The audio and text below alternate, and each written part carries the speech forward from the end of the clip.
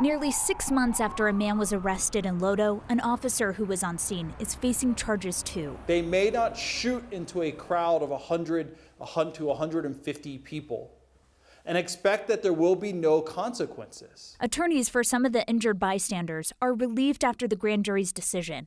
Court records say Officer Brandon Ramos was off to the side of the suspect, Jordan Waddy. Denver police said Waddy pointed a gun at 2 other officers.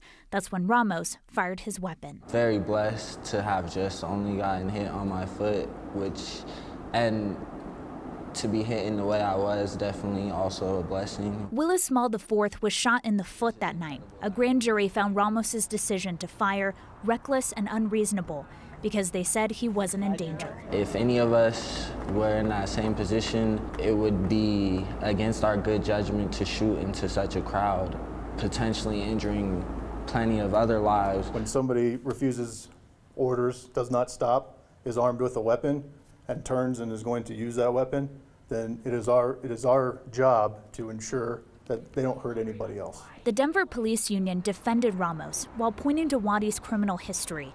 A previous charge meant he wasn't allowed to have a gun. He should not have been able to walk the streets freely. He should not have possessed a firearm. And he surely should not have created the situation where innocent people were injured. The grand jury thinks Ramos should be held accountable. 2 other officers who fired their guns will not face criminal charges. Now, Officer Ramos will be suspended without pay due to those felony charges, which DPD says is standard protocol. He had been off patrol since that shooting in July.